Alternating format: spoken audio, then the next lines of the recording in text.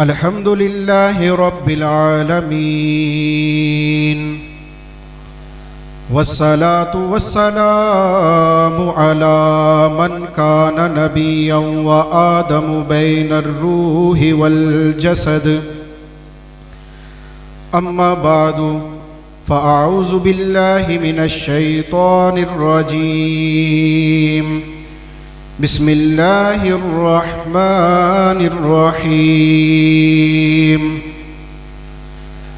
قال الله تعالى في القرآن المجيد والبرهان الرشيد إن الله وملائكته يصلون على النبي يا أيها الذين آمنوا صلوا عليه وسلموا تسليما الصلاة والسلام عليك يا رسول الله الصلاة والسلام عليك يا حبيب الله الصلاة والسلام عليك يا نبي الله وعلى آلك وأصحابك يا نور الله اللہ جل جلالہ وجل شانہ واتم برہانہ کی حمد و ثنا اور حضور نبی مکرم نور مجسم شاہ آدم و بنی آدم صلی اللہ علیہ وسلم کی بارگاہ میں ہدیہ درود و سلام پیش کرنے کے بعد نہایت ہی معزز و محترم سامعین کرام، حضور جان عالم صلی اللہ علیہ وآلہ وسلم کی ذات والا صفات پر درود و سلام پڑھنے کے بے شمار فضائل و برکات ہیں۔ چنانچہ ایک حدیث پاک ہے کہ حضور جان عالم صلی اللہ علیہ وسلم نے ارشاد فرمایا، ما من عبد یصلی علی الا بلغنی صوتہ حیث کان۔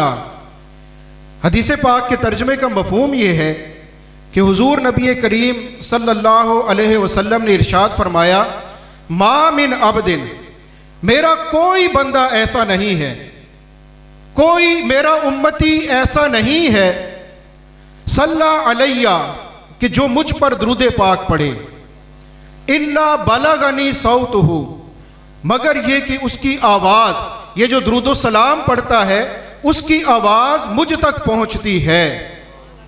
اور پھر اس حدیث مبارکہ کو اگر مزید آگے جا کر دیکھیں تو خوشخبری ہے بعد کے آنے والے امتیوں کے لیے، خوشخبری ہے دور دراز کے رہنے والے ہم امتیوں کے لیے کہ حضور نبی کریم صلی اللہ علیہ وسلم نے ارشاد فرمایا حیث کانا، کہ میرا یہ امتی جہاں سے بھی مجھ پر درود پڑے اس کا درود مجھ تک پہنچتا ہے۔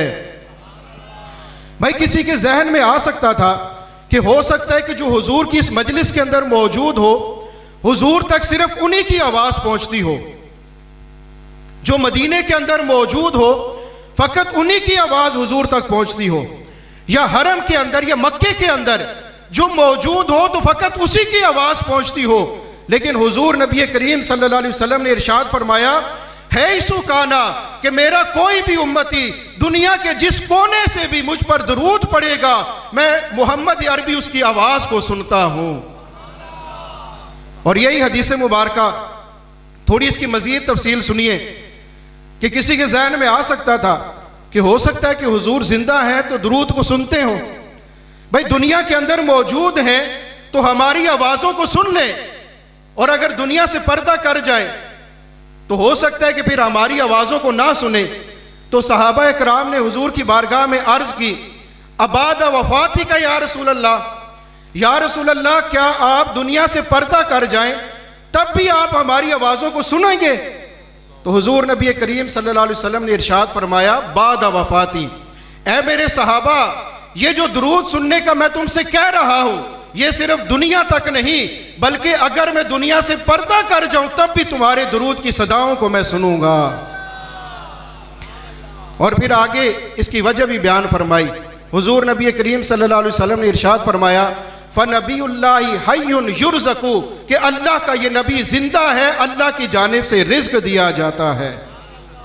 تو جب بھی درود پاک پڑھا کریں اس ذوق شوق اور محبت کے ساتھ پڑھا کریں کہ ہمارا درود حضور تک پہنچتا ہے اور حضور ہمارے درود کو سنتے ہیں۔ تو شوق اور محبت سے درود پاک پڑھیے۔ الصلاۃ والسلام علیک یا رسول اللہ، الصلاۃ والسلام علیک یا حبیب اللہ، الصلاۃ والسلام علیک یا نبی اللہ وعلی آلک و اصحابک یا نور اللہ۔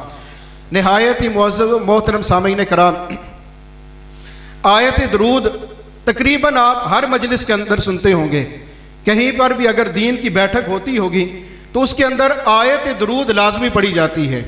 ان اللہ و ملائکتہ یصلون علی النبی یا ایھا الذین آمنوا صلوا علیہ وسلموا تسلیما۔ آئے ذرا دیکھتے ہیں کہ اس آیت مبارکہ میں بیان کیا ہو رہا ہے۔ اب اس آیت مبارکہ کو دیکھیں تو اس کے اندر ذکر ہے ان اللہ، کہ بے شک اللہ بھی درود پڑھتا ہے، وملائکتہ، اور فرشتے بھی درود پڑھتے ہیں، یا ایھا الذین آمنوا، اے ایمان والو تم بھی درود پڑھو۔ اب یہ درود ہے کیا؟ ابھی محفل نعت کے اندر بھی آپ مستقل درود و سلام کی صدائیں سن رہے تھے۔ یہ جو ہم درود پاک پڑھتے ہیں یہ درود ہے کیا؟ الصلاۃ والسلام علیک یا رسول اللہ پڑھتے ہیں، اللہم صلی علی محمد وعلی آل محمد پڑھتے ہیں، آخر یہ درود ہے کیا؟ تو آئیے ذرا علماء کرام سے پوچھتے ہیں کہ یہ درود ہے کیا، کہ یہ کیسی عبادت ہے کہ جو بندے بھی کرتے ہیں، فرشتے بھی کرتے ہیں، یہاں تک کہ رب تبارک و تعالیٰ کی ذات بھی یہ درود پاک کا ورد وظیفہ کرتی ہے۔ تو یہ درود ہے کیا؟ تو علماء کرام نے لکھا ہے کہ جب بندے درود پڑھتے ہیں تو اس کا مطلب ہوتا ہے رحمت کا سوال کرنا۔ یعنی یہ جو ہم درود پاک پڑھتے ہیں اللہم صلی علی محمد وعلی آل محمد، تو گویا ہم اللہ تبارک و تعالیٰ کی بارگاہ میں سوال اور التجا کر رہے ہوتے ہیں کہ یا باری تعالیٰ اپنے حبیب کے صدقے ہم پر رحمت نازل فرما۔ بندوں کا درود پڑھنا اللہ سے رحمت کا سوال کرنا ہے، فرشتوں کا درود پڑھنا اللہ سے مغفرت طلب کرنا ہے۔ فرشتے جب درود پڑھتے ہیں تو اللہ تبارک و تعالیٰ کی بارگاہ میں التجا کرتے ہیں یا باری تعالیٰ کہ ہماری مغفرت فرما اور ہمیں اس خطا سے بچا کہ جس خطا کی وجہ سے شیطان راندہ درگاہ ہو گیا۔ تو اب بندوں کا درود پڑھنا اللہ سے رحمت کا سوال کرنا، فرشتوں کا درود پڑھنا اللہ سے مغفرت کا سوال کرنا۔ یا باری تعالیٰ تیرا درود کیا ہے کہ تجھے رحمت کی حاجت نہیں، کہ تو بذات خود رحمت نازل فرمانے والا، تجھے مغفرت کی حاجت نہیں کہ تو خود بندوں کی مغفرت فرمانے والا۔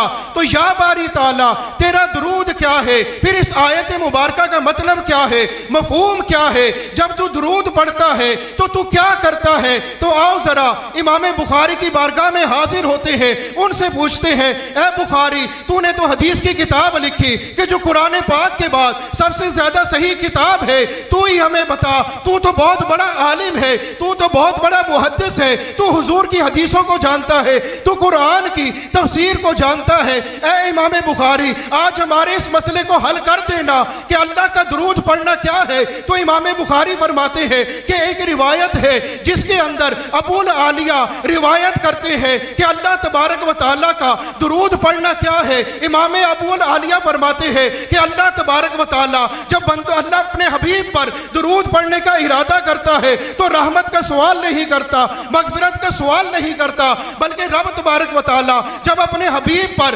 درود پڑھنے کا ارادہ کرتا ہے تو فرشتوں کو جمع کر لیتا ہے اور ان کے سامنے اپنے حبیب کی مدح بیان کرتا ہے، اپنے حبیب کی حمد بیان کرتا ہے اور اپنے حبیب کی نعتیں بیان کرتا ہے۔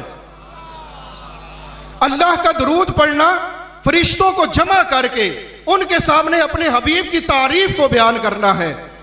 اب حضور کی تعریف کیا ہے؟ اگر ہم آپ کو بتائیں کہ حضور کی تعریف کیا ہے تو ہم اس کو اس طریقے پر بیان کریں گے کہ دنیا میں اللہ تبارک و تعالیٰ نے ایک ایسا محبوب بھیجا کہ جس کو اللہ تبارک و تعالیٰ نے یہ کمال عطا فرمایا کہ وہ محبوب اگر آسمان کے چاند کو اشارہ کر دے تو آسمان کا چاند 2 ٹکڑے ہو جاتا ہے۔ وہ محبوب ایسا محبوب ہے کہ جس کو اللہ تبارک و تعالیٰ نے یہ کمال عطا فرمایا کہ اگر وہ ڈوبے ہوئے سورج کو اشارہ کر دے تو ڈوبا ہوا سورج عصر کے وقت پر آ جاتا ہے۔ اللہ نے اپنے حبیب کو یہ کمال عطا فرمایا کہ اگر وہ درخت کو اشارہ کر دے تو درخت اپنی جڑوں کے سمیت چلتا ہوا حضور کی بارگاہ میں حاضر ہو جاتا ہے۔ اگر مٹھی میں بند کنکر کو اشارہ کر دے تو ابو جہل کی مٹھی کے اندر وہ کلمہ پڑھنا شروع کر دیتی ہے۔ اس حبیب کو اللہ تبارک و تعالیٰ نے یہ کمال عطا فرمایا ہے کہ وہ حبیب جس درخت سے پاس سے گزرتے ہیں، جس پتھر کے پاس سے گزرتے ہیں، وہ درخت اور پتھر کلمہ پڑھنا شروع کر دیتے ہیں۔ اس حبیب کو اللہ تبارک و تعالیٰ نے یہ کمال عطا فرمایا کہ اگر کوئی صحابی کٹا ہوا بازو اس حبیب کے پاس لے کر آتا ہے، آ کر عرض کرتا ہے یا رسول اللہ بازو کٹ گیا، جسم سے جدا ہو گیا، اگر اس کو جوڑنا ہے تو طبیب کے بس کی بات نہیں، اگر اس کو کوئی جوڑ سکتا ہے تو اللہ کا حبیب جوڑ سکتا ہے۔ وہ حبیب انکار نہیں کرتے، اس کو پتا ہے کہ اللہ تبارک و تعالیٰ نے مجھے کیسے کمالات عطا فرمائے ہیں۔ وہ حبیب اپنا لعاب دہن ان کے بازو پر لگا کر ان کی جگہ پر رکھتے ہیں۔ وہ صحابی پکار اٹھتے ہیں یا رسول اللہ دوسرے بازو کے مقابلے میں یہ زیادہ کام کرتا ہے۔ اگر کوئی صحابی حضور کی بارگاہ میں نکلی ہوئی آنکھ لے کر حاضر ہوتا، عرض کرتا یا رسول اللہ آنکھ نکل آئی، اپنی ہتھیلی پر لے کر حاضر ہوا ہوں، کسی طبیب کے بس کی بات نہیں ہے، اگر اس کو کوئی ٹھیک کر سکتا ہے تو وہ صرف اللہ کا حبیب ٹھیک کر سکتا ہے۔ تو اللہ کے حبیب نے یہ نہ کہا کہ اے میرے صحابی تو کہاں آ گیا، کس کے در پر آ گیا، اللہ کی بارگاہ میں حاضر ہوتا، میں کیا کر سکتا ہوں۔ ارے دیوبندیوں کا جو عقیدہ ہے اگر اس کو سامنے رکھا جائے تو حضور کہہ دیتے کہ مجھے تو کوئی اختیار نہیں، نا نا نا نا یہ حبیب ہے، ان کو پتا ہے کہ اللہ نے مجھے کیسا کمال عطا فرمایا۔ اس حبیب نے اپنا لعاب دہن لگا کر ان کی آنکھ کو اس کی جگہ پر رکھا۔ وہ صحابی پکار اٹھے یا رسول اللہ دوسری آنکھ کے مقابلے میں اس سے زیادہ نظر آتا ہے۔ تو اللہ نے اپنے حبیب کو کیسے کمالات عطا فرمائے؟ تو اللہ کا درود پڑھنا کیا ہے؟ حضرت ابو العالیہ فرماتے ہیں کہ جب اللہ درود پڑھنے کا ارادہ کرتا ہے تو اپنے حبیب کی مدح و ثنا اور تعریف فرشتوں کے سامنے بیان کرتا ہے۔ اگر بریلوی ہونے کے ناطے، میلادی ہونے کے ناطے اس چیز کو بیان کیا جائے تو اس کو یوں کہا جا سکتا ہے کہ جب رب تبارک و تعالیٰ اپنے حبیب پر درود پڑھنے کا ارادہ کرتا ہے تو اپنے حبیب کی محفل میلاد منعقد کر دیتا ہے۔ یہ محفل میلاد میں کیا ہوتا ہے؟ حضور کے تذکرے ہوتے ہیں، حضور کی باتیں ہوتی ہیں، حضور کے حسن کا بیان ہوتا ہے، حضور کے کمالات کا بیان ہوتا ہے، اور رب تبارک و تعالیٰ اپنے حبیب سے کیسی محبت کرتا ہے ان چیزوں کا بیان ہوتا ہے۔ تو یہ قرآن، یہ حدیث جہاں سے بھی اٹھا کر دیکھیں، جہاں سے مرضی ہے پڑھ لیں، ہر آیت کے اندر، ہر حدیث کے اندر ہمیں حضور کے حسن و جمال کے تذکرے ملتے ہیں۔ اللہ اپنے حبیب سے کیسی محبت کرتا ہے، آئیے ذرا قرآن کے اندر سنتے ہیں۔ ویسے تو یہی مشہور ہے نا کہ بریلوی مکتب فکر والے لوگوں کو جمع کر کے قصے اور کہانیاں سنا دیتے ہیں۔ آؤ ذرا بتاتے ہیں کہ حقیقت میں میلاد ہوتا کیا ہے۔ آئیے ذرا قرآن کے اندر سنتے ہیں کہ اللہ تبارک و تعالیٰ نے قرآن پاک میں جا بجا کس انداز میں اپنے حبیب کا ذکر فرمایا ہے۔ اللہ تبارک و تعالیٰ نے قرآن پاک کی ہر آیت کے اندر، ہر رکوع کے اندر، ہر لفظ، ہر حرف کے اندر اپنے حبیب کی مدح و ثنا کو بیان کیا ہے۔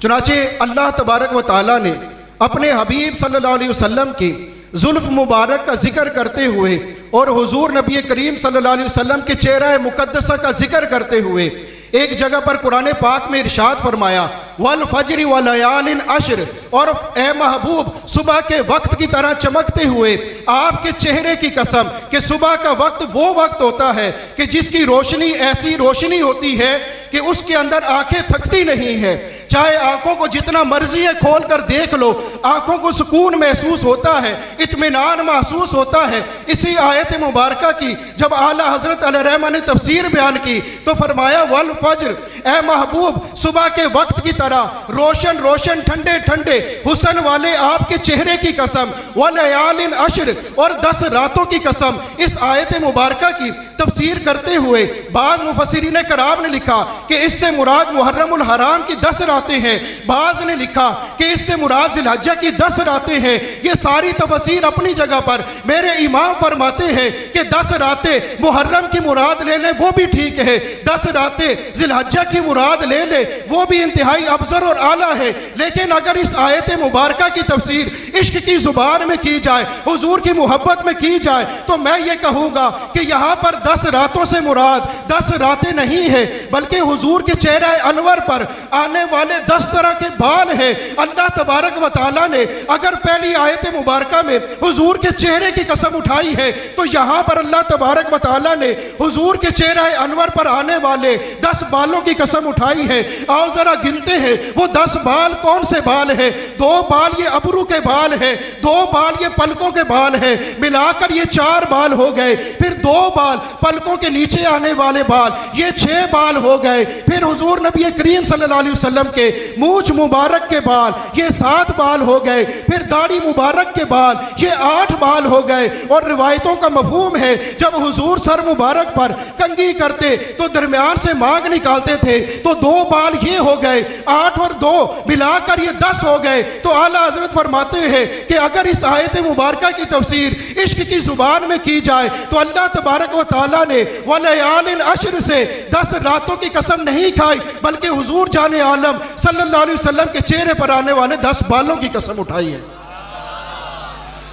کہیں پر اللہ تبارک و تعالیٰ نے اپنے حبیب صلی اللہ علیہ وسلم کے چہرے کا ذکر کرتے ہوئے ارشاد فرمایا ودوہا، اے محبوب چاش کے وقت کی طرح چمکتے ہوئے آپ کے چہرے کی قسم۔ کہیں پر ارشاد فرمایا واللیلی، اے محبوب آپ کے سر مبارک کی زلفوں کی قسم، اور زلفوں کی ادا کو بھی بیان کیا۔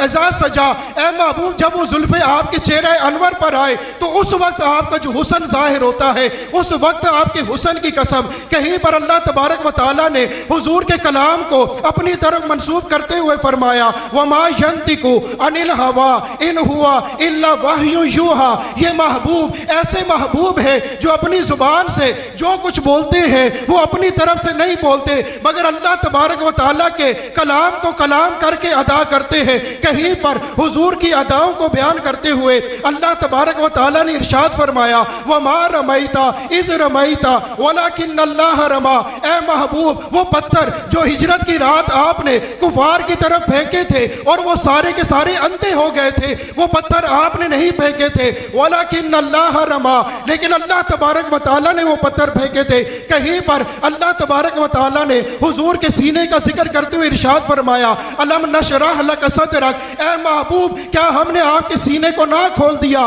اور کہیں پر اللہ تبارک و تعالیٰ نے حضور کی اداؤں کو بیان کرتے ہوئے ارشاد فرمایا یا ایھا المزمل، اور کہیں پر ارشاد فرمایا یا ایھا المدثر، اور کہیں پر اللہ تبارک و تعالیٰ نے اپنے حبیب کے اوپر اپنی عطاؤں کو ذکر کرتے ہوئے ارشاد فرمایا انا اعطیناک الکوثر، اے محبوب ہم نے آپ کو کثرت معجزات بھی عطا کیے، کثرت آل بھی اولاد عطا کی، اور آپ صلی اللہ علیہ وسلم کو حوض کوثر بھی عطا فرما دیا۔